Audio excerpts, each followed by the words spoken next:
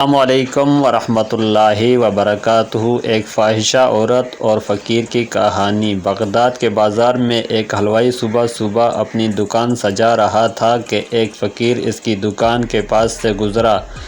دکاندار نے کہا کہ بابا جی آؤ کچھ کھا پی لیں۔ فقیر بیٹھ گیا تو حلوائی نے گرم گرم دودھ فقیر کو پیش کیا۔ فقیر نے دودھ پی کر اللہ کا شکر ادا کیا اور اس حلوائی کو کہا کہ بھائی تیرا شکریہ، اور یہ کہہ کر فقیر چل پڑا۔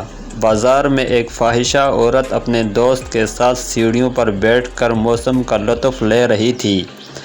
ہلکی ہلکی بوندا باندی ہو رہی تھی جس کی وجہ سے بازار میں کچڑا تھا۔ فقیر اپنی موج میں بازار سے گزر رہا تھا کہ فقیر کے چلنے سے ایک چینٹا اڑا اور فاحشہ عورت کے لباس پر گر گیا۔ جب یہ منظر فاحشہ عورت کے دوست نے دیکھا تو اسے بہت غصہ آیا۔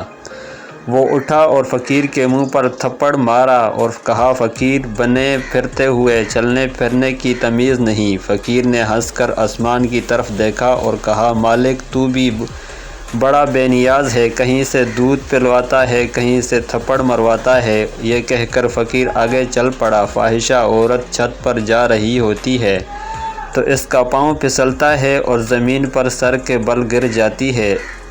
اس کو ایسی شدید چوٹ لگتی ہے کہ موقع پر ہی فوت ہو جاتی ہے۔ شور مچ گیا کہ فقیر نے آسمان کی طرف منہ کر کے بددعا دی تھی جس کی وجہ سے یہ جان چل گئی۔ فقیر ابھی بازار کے دوسرے کنارے تک نہیں پہنچ پایا تھا کہ اس فاحشہ عورت کے دوست نے فقیر کو پکڑ لیا اور کہا کہ بڑے فقیر بنے پھرتے ہوئے حوصلہ بھی نہیں رکھتے ہو۔